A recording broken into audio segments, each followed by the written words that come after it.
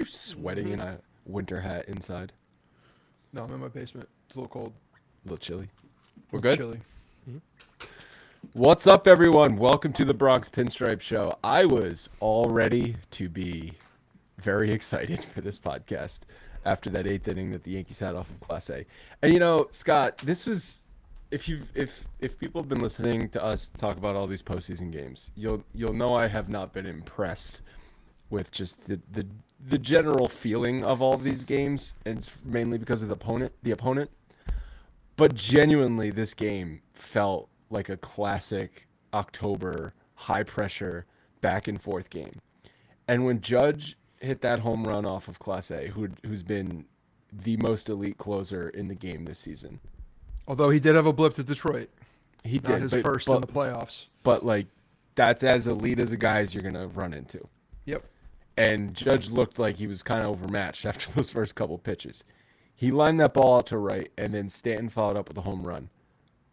I was feeling it after that. That was an awesome moment. And then to lose coming back on the other end is definitely a crushing loss. If they just lost this game, if Class A just shut the bats down for the final 5 outs, you could kind of just say, you know what, Cleveland was probably going to get one, and this is the one. Get them tomorrow. But this feels bad. Yeah, I mean, you weren't going to say that. This was a sweep in your mind the whole time. But what happens is when you go to an opponent's ballpark and you get a little bit of momentum, now all of a sudden the Yankees are in a spot where the other team's feeling really good. Yeah. And they just scored a whole bunch of runs off of people they're not supposed to score runs off of.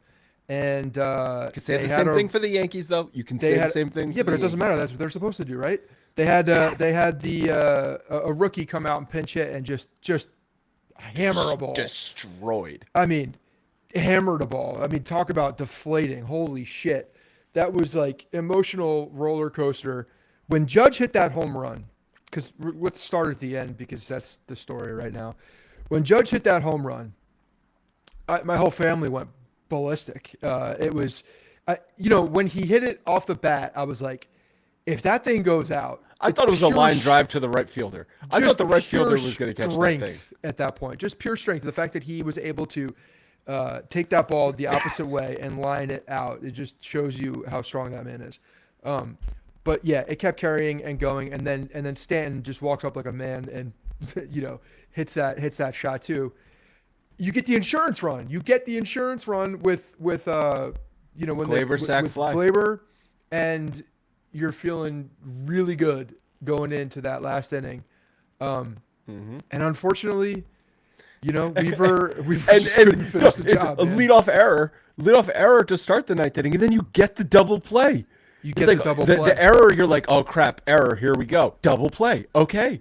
And bailed out. Talk about a smooth fielding double play. Nice play. Calm, cool, and collected. He just reached down, picked the ball up, third to second perfectly, and completed the double play. But then he did give up a rocket double off the left center field wall, and then a rocket home run. Yes, he did. So fatigue is definitely a factor with Weaver.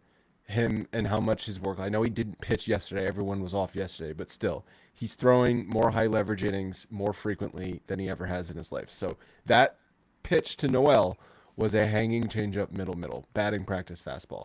That can only be a result of lack of execution, potentially just you fatigue. Go back to the first game. We talked about this in the first game. I remember asking when we were doing the show, how many pitches did he throw? Because he did 5 outs in the first game. But it was 24 pitches in the first game. It was like 18 or 19 in the second. In the second game.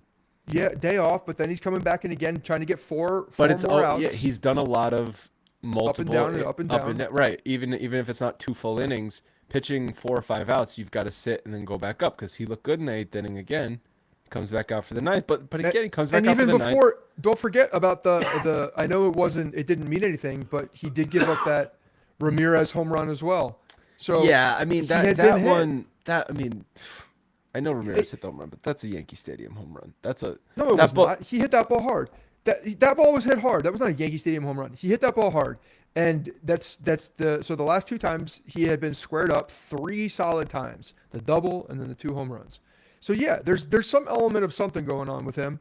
Or you know what? It's just human instinct when you're in the opponent's ballpark and a little pressure gets to you and you just don't execute a pitch. Like that shit happens. I know he's been like the darling, and I even tweeted out that I love the man right before he gave up the home run ball, right before it, and of course, yes, he has been. He's been the darling because he's been coming out and just absolutely lights out. He's been extremely good. He's a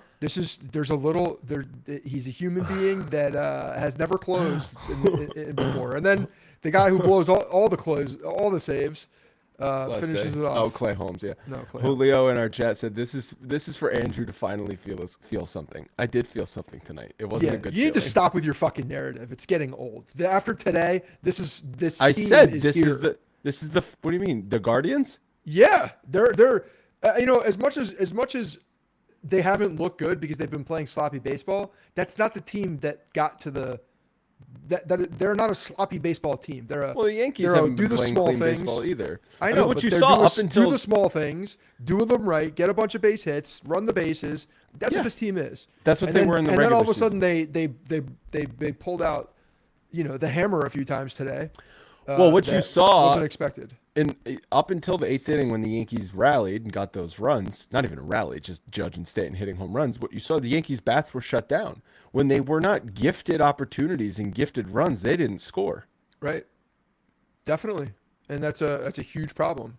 It's a huge problem. This team continues to struggle with runners in scoring positions, struggles to execute. I mean, first inning, again, they got 2 runners on the first inning. I know there were 2 outs when those 2 runners were on, but still, inability to get just a single base hit early in games. Well, they did though, but that's the thing. Like Trevino did that. They just can't. There are moments where they're not able to do that. But they were shut down for runners. 13 in a row. It's not even the runners in scoring position wasn't even the big issue today. It was the fact that they did nothing in between in the middle. And in the middle, third to the 6th. They allowed again this team to hang around, and that's what I said from 2 games ago.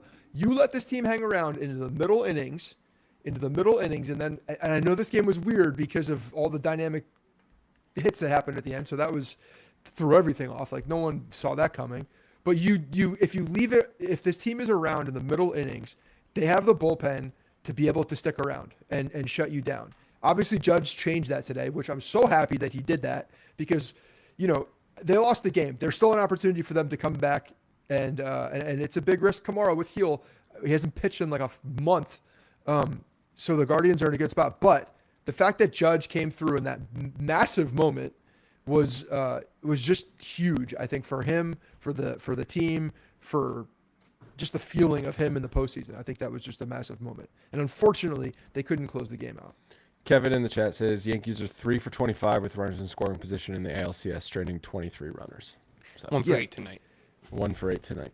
So tonight it felt better, but it hasn't been as egregious as it was, but they got the runs late. Again, they got the runs late. On home runs. And again, in the middle, but in the middle, they did nothing. They were how many in a row? 13 in a row? 13 in a row. Yeah, I mean, the offense, I mean, I guess you could say you're going to get that in postseason baseball, but this offense has really been not doing much the entire postseason. It's been masked with gift runs and gift opportunities. Yeah, I know.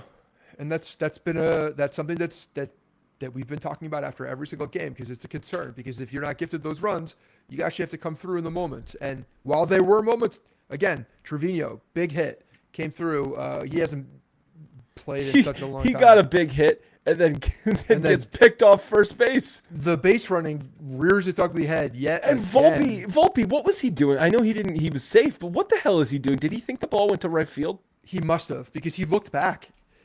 As he turned, it looked like the only explanation is he thought that ball went to right field. Or the guy, or he bobbled it or something. I don't know what he saw, but he definitely did not think that it was fielded cleanly because he just kept running and the ball was right there. You say my narrative. I wasn't even talking about that. My whole thing about how the Yankees have not played good opponents, so they're just going to win the ALCS because the other team's going to lose it. That's the narrative I've been saying.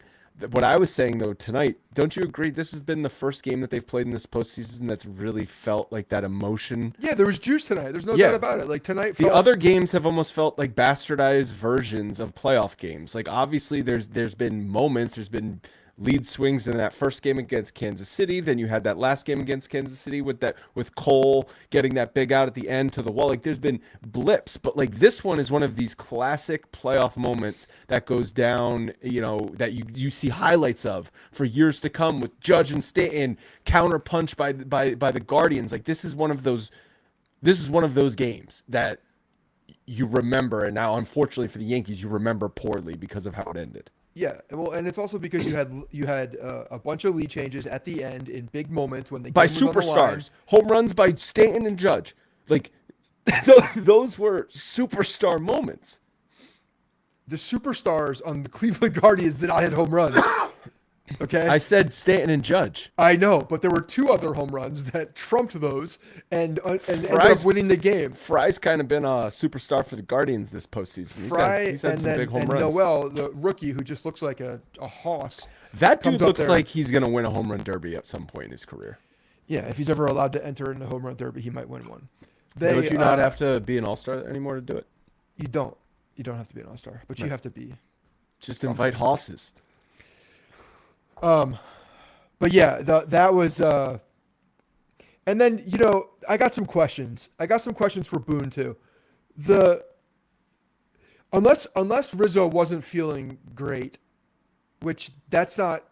It Maybe can't he be was true because he physically and came in the emotionally game. spent. But he came in the game like Lefty he was- matchup. It was pure lefty matchup. I get that, but he was one of the best looking hitters out there that we've seen in the first two games. He was squaring up everything. In theory, the better defender, although he made two errors. Two when he came errors into the game. tonight. Like, So not playing him. John Birdie's not like the bat against. And again, we said this last time. You're making decisions in the lineup to face a team that doesn't go deep with their starters normally. But today, Boyd did go and was able to shut them Boyd down. go I don't know. 5?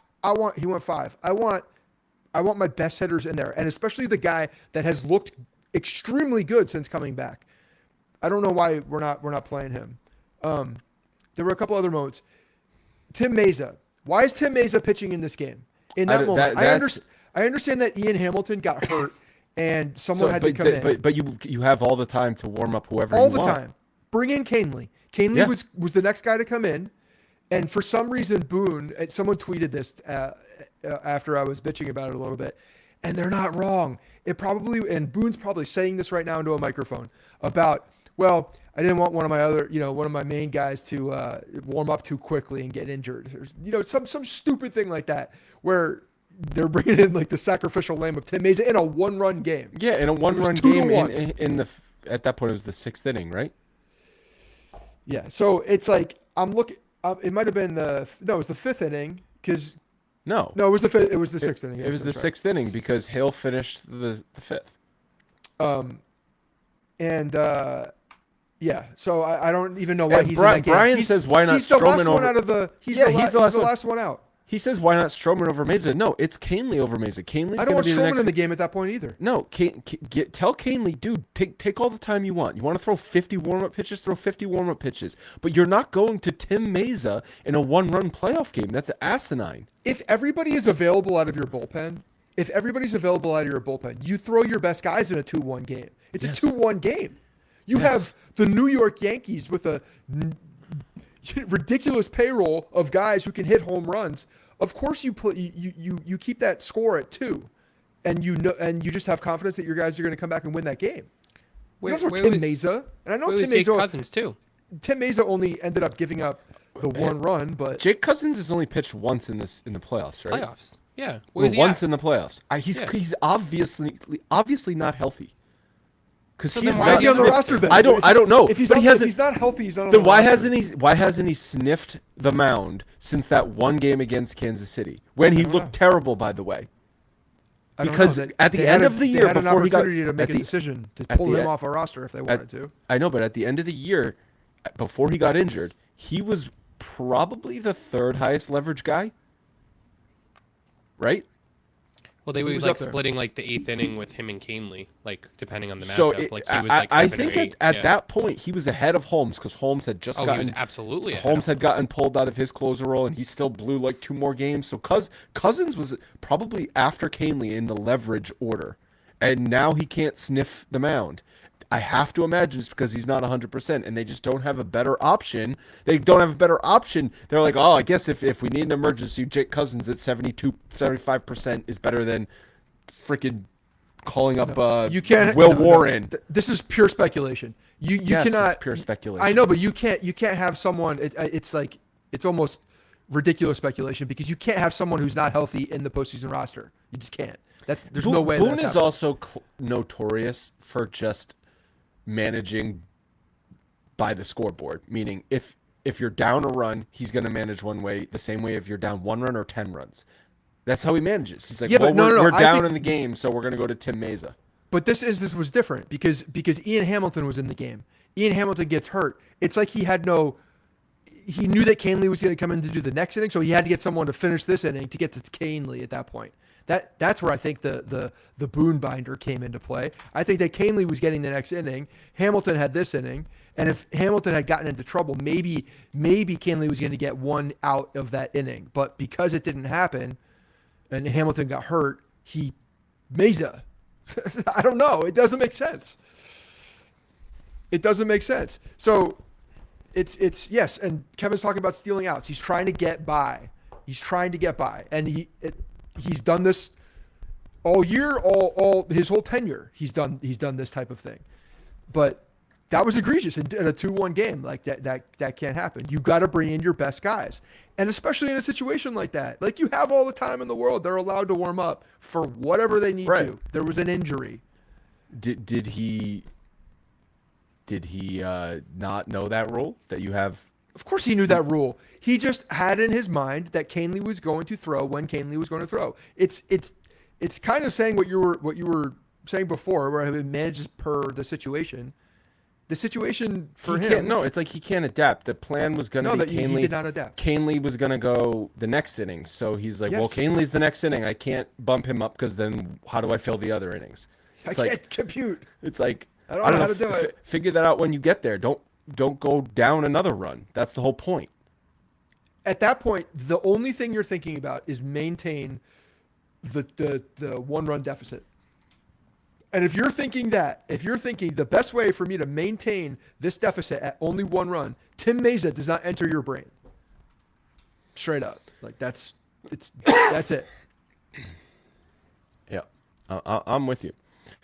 Obviously, a bunch more to talk about, but first, tonight we're brought to you by Factor Meals. Sweater weather pairs perfectly with savory fall foods, but sometimes it's hard to make those delicious meals because grocery shopping and cooking takes a lot of time. That's where Factor Meals comes in to save the day. With Factor, you get no prep, no mess meals delivered right to you. You can also stick to your wellness goals because their meals are nutritious and dietitian approved. The Factor process is very easy. You just go on their website and choose from over 35 delicious meals each week. You can customize your deliveries with 60 different add-ons. Highly skilled chefs prepare your food and it's delivered right to you. Heating the meals up takes just 2 minutes, and then the best part, there's no mess or anything to clean up.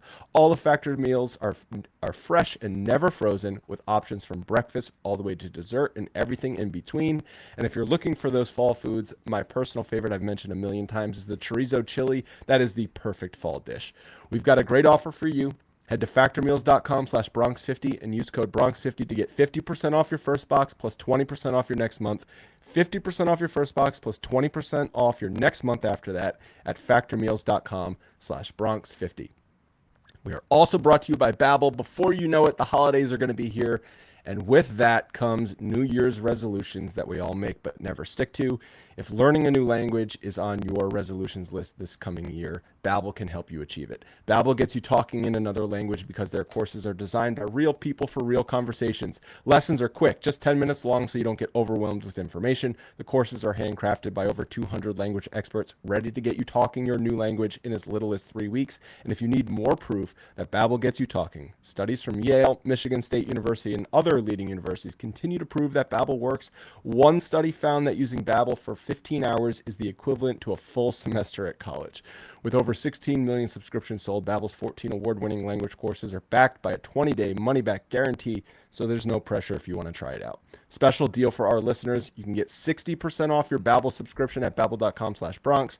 Right now, 60% off at babbel.com/Bronx, spelled BABBEL.com/Bronx. Rules and restrictions may apply.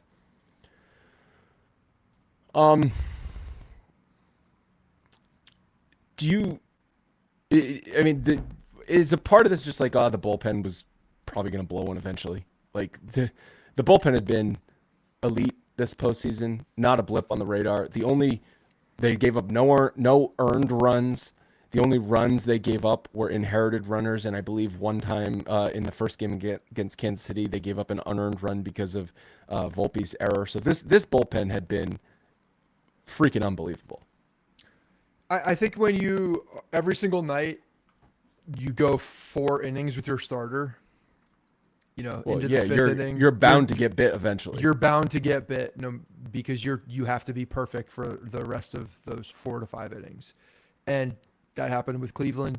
It's going to happen with any team in the playoffs. If you rely on your bullpen that heavily for an extended period of time, guys are going to get fatigued. Moments are going to catch up to them, and things are going to happen. So yeah, eventually that's going to happen. Did I expect a 2-run shot with 2 outs? From I keep wanting to say Jeff Weaver, from Luke Weaver. No, I did not. I did not expect Jeff Weaver. I did not expect a rookie to pop in, pinch hit, and hit a game-tying home run. No, I did not expect that. I did not expect that at all. I thought he was going to strike out. And I thought the game was going to be over and the Yankees were going to be up 3-0. That's what I thought was going to happen. But yes, if we're talking about how are you susceptible late in games, keep throwing your relief pitchers every single day and not getting any length at all. And to his credit, I thought Clark Schmidt looked okay today. I thought he could have gotten through. But here's the thing. They're not going to let him. They're not going to let him go through. He could have been, perfect. And he probably would have been pulled after the 5th inning anyway. So, when you don't even give you the opportunity for your starting pitchers to get deep into the game, unless your name is Garrett Cole and he couldn't do it. Well, like you saw in Game 1, Rodon go 6 because he was so efficient and so dominant. So unless it's literally perfect, they're not going to stretch it with any starter. And then when you have Garrett Cole, who is the only guy that you will allow to go deeper. And then last time he can't even get through the 5th. When he doesn't give you length, then your bullpen's at a very big disadvantage because of the amount of pitches that they have thrown.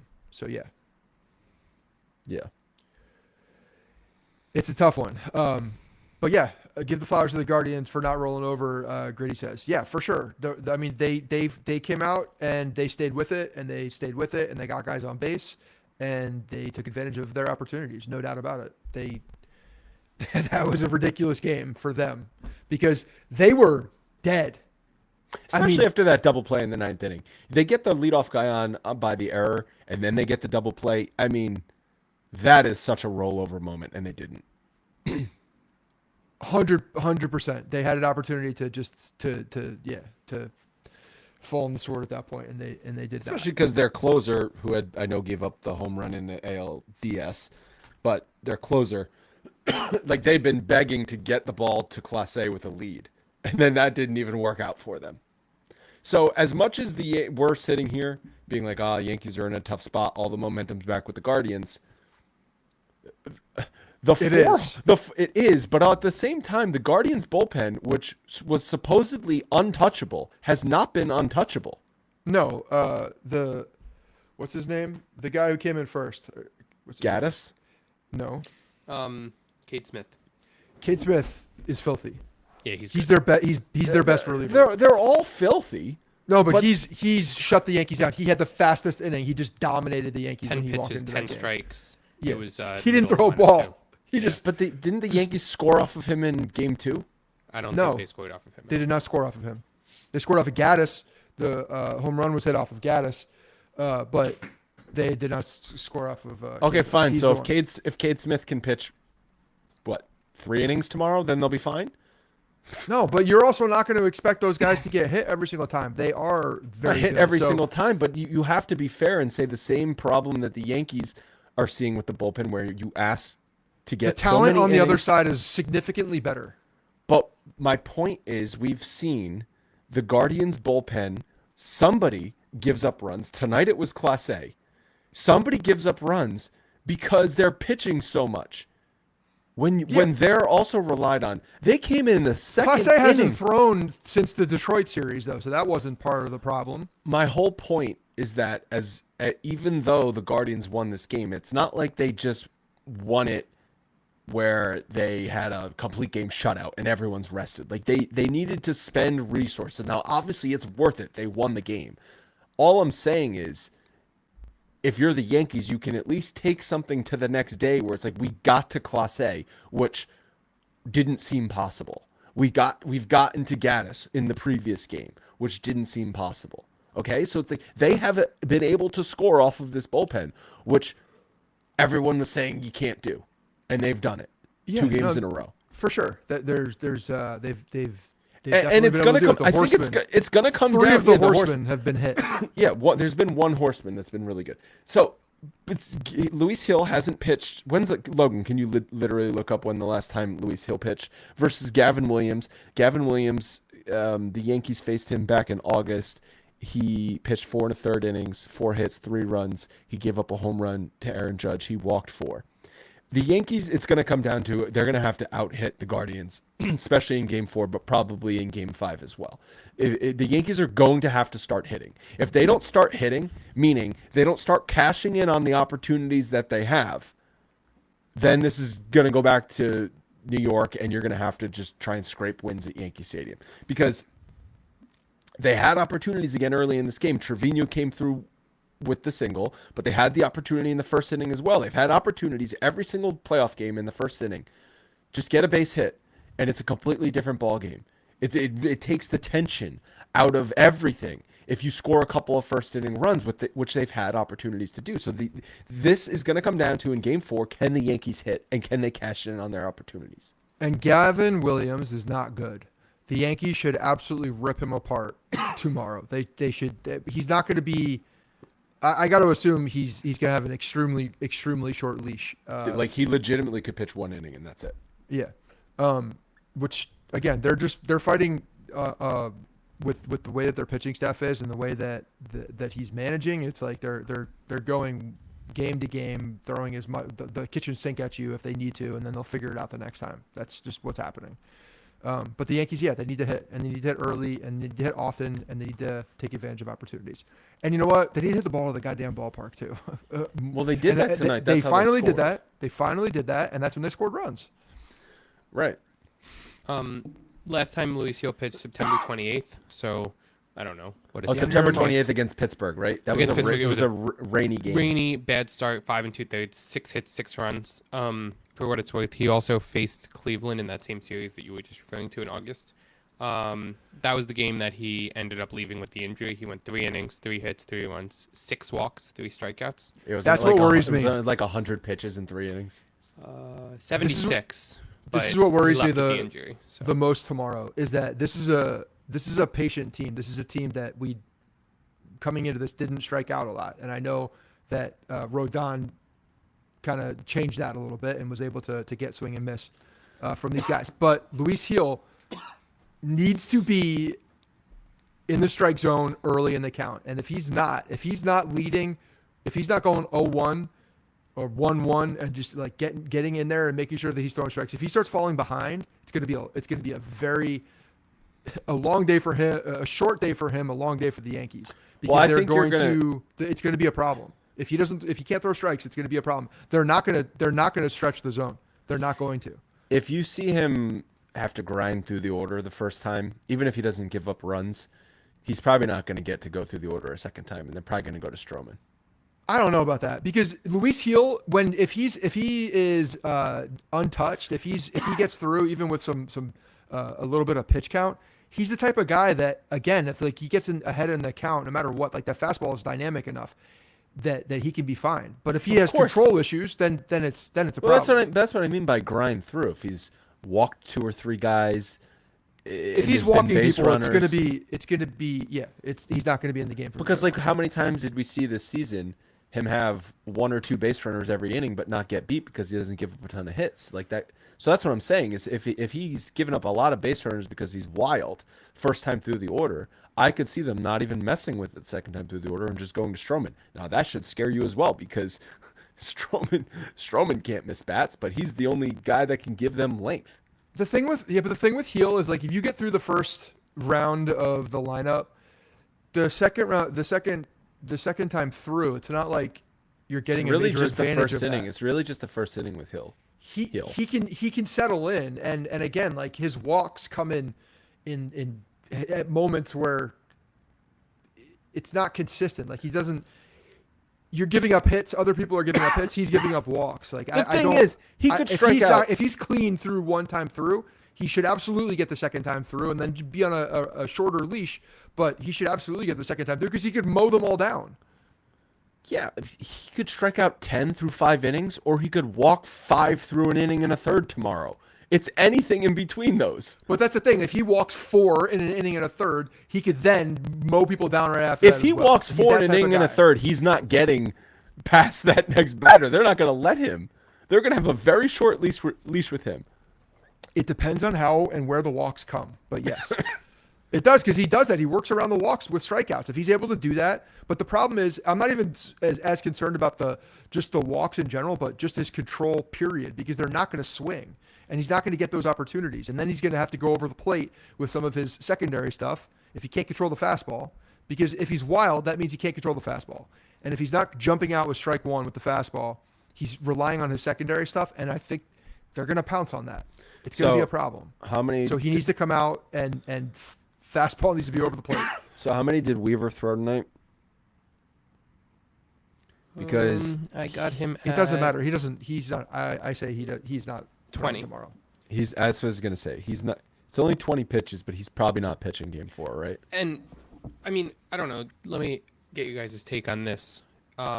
Today was the first day that all these guys had probably thrown 3 out of 4. They don't do that during the regular season. Right. Do you think that it's like, again, it's like when they used to do the thing where they just would like extend guys like in the playoffs and be like, Chapman, go give us 2 1/3 innings. We'd be like, he's never done that. You have Do you to. think I mean, that has to- yes, you have to because you don't have an off day between 4 and 5.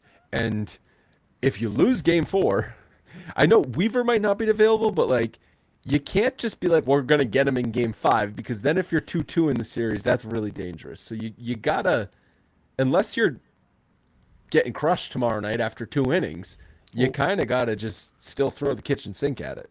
Well, Holmes only threw 8 pitches, so you'd assume that he's probably the only high leverage guy available. Canley threw 26 in an inning and 2/3.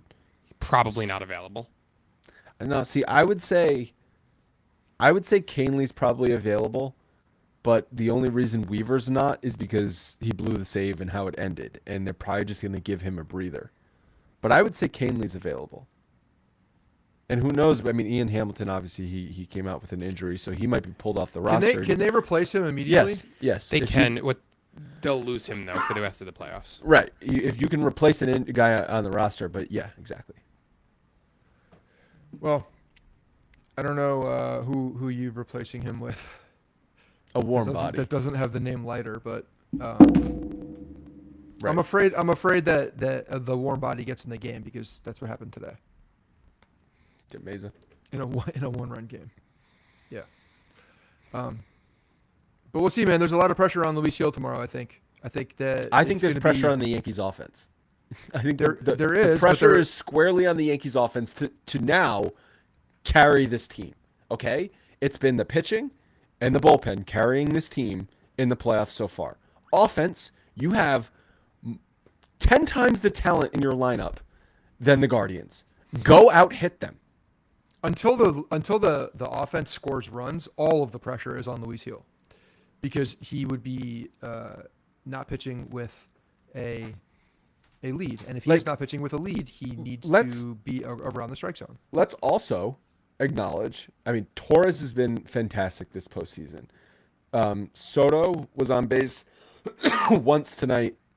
Otherwise, he didn't do anything, but you can't complain about him. Obviously, Judge with the big home run tonight. Stanton's been awesome. Jazz has not shown up at all. He got a hit tonight, but that was it. Yeah. But you know what I mean. He has not shown up this postseason. And he was talking again before this game. Yeah, I know. The offense needs to wake up for sure. Volpe's looked pretty good. Verdugo, you can't ask for anything more out of him. So it's not like they're getting no shows up and down the lineup. I went down the lineup, and really I only mentioned Jazz as the one guy who's done absolutely nothing. Wells has done nothing as well. I swear Wells is swinging like a weighted bat. Doesn't his swing look so damn slow and long? Well, it does when you're chasing high fastballs and you can't hit high fastballs. Yeah, it looks even worse. In that moment, by the way, that's another second guess for me, is that if you're going to use Dominguez off the bench just to run for Stanton, like, I know he would get the at bat then if it came back around for him, but I think that's a great opportunity. Wells has not done shit. He hasn't done anything in a month plus. That would have been an opportunity for at least Dominguez to get an at bat in a situation. You're saying pinch hit for Trevino with Dominguez, and then you just Yes. put Wells in for defense. Yes, because you're not going to put Dominguez is either going to run for Stanton and then hit in the DH spot, or he's not getting in the game unless you burn him as a pinch hitter. That's the only thing. I also don't love they're not going to play defense. I also don't love pinch hitting for him in that spot for Stanton. If Stanton had a double, fine, because then you score on a pinch running for Stanton in that spot. Like, if Stanton's in scoring position, fine, but like just on first base, like that means you're only looking for a double in the gap. I have no problem with running for him at that point.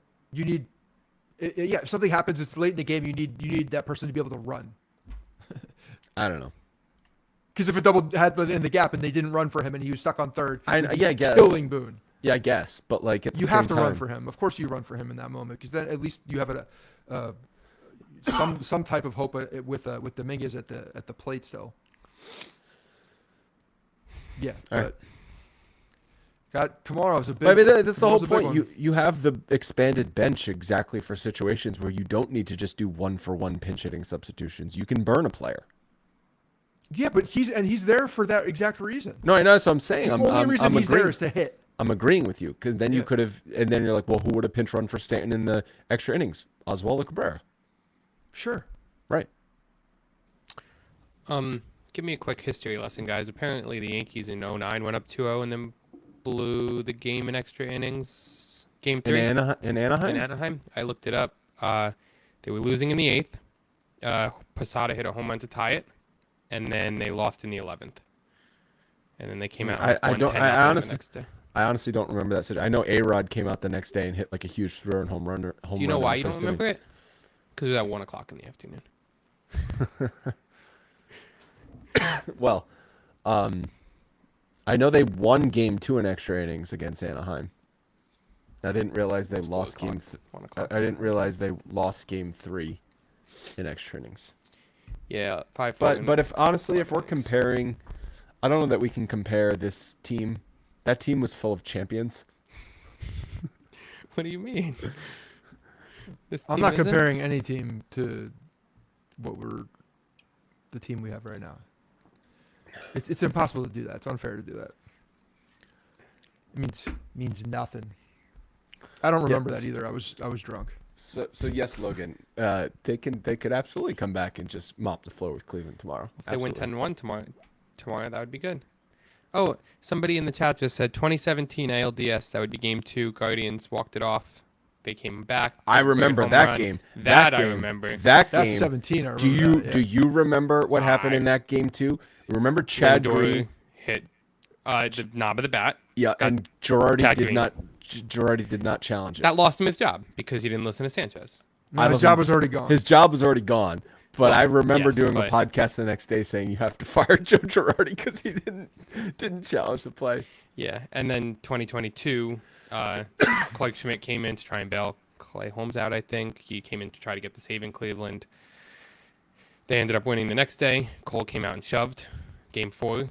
Game 3, do you remember that? We recorded after that and went live.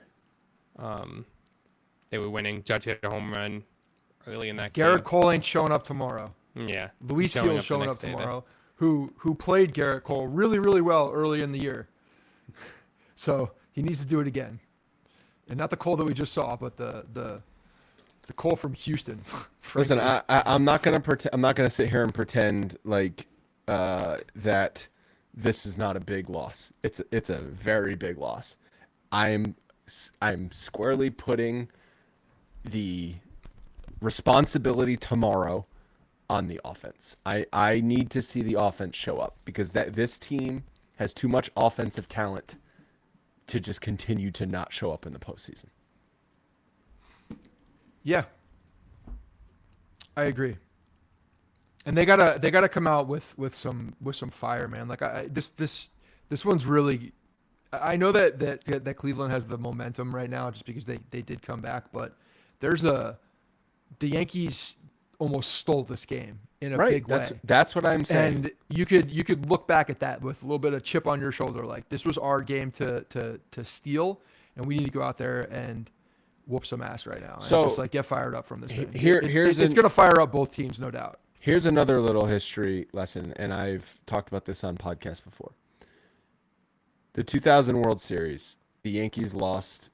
So game 2 against the Mets, the Yankees had a 5-0 lead, and Mariano Rivera gave up 4 runs in the 9th inning against the Mets. The Yankees still hung on to win. Game 3, the Yankees had Orlando Hernandez El Duque going, who I believe to that point in his postseason career had never lost a game. The Mets got to him and beat El Duque. So you're now sitting there 2-1 in the series with the Mets having all the momentum. The first pitch of game 4, Derek Jeter hit a home run and literally crushed the hopes and dreams of the Mets. Now, I'm not saying a solo home run from Gleyber Torres is going to do that tomorrow, but the offense can do that tomorrow by just coming out and scoring a bunch of runs. They have the ability to do it. They've had opportunities early in games in this postseason. If you come out and have opportunity in the first inning in game 1, in the first inning in game 4 tomorrow, and you score 3 runs, who gives a shit what happened the night before? You have the control to go up 3-1 in a series, and that's what needs to happen. You're right, because if they're able to pounce early, get some runs early, not only do they put some runs on the board, get the confidence going of the offense, but now you're giving the ability to Luis Gil to take a breath, not have to be perfect, because when he doesn't feel that he has to be perfect and he's just rearing back and throwing that fastball and it's got that natural cut action, he's filthy. He's extremely difficult. And if you're a Cleveland team who's pressing and has to score runs, then that is when Luis Gil becomes even more effective, because they do have to expand the zone a little bit more. So if you put them in a situation where Luis Gil is able to go out there and just rear back and throw that fastball, get ahead, and they're going to have to chase because they got to be more aggressive with him, then it could be a very different game, and you could see Luis Gil, going 5-6 innings at that point. But yes, right. early runs are the medicine here. Yeah. No doubt about it. All right. We'll talk to you guys again after game 4 tomorrow night. We'll see you then.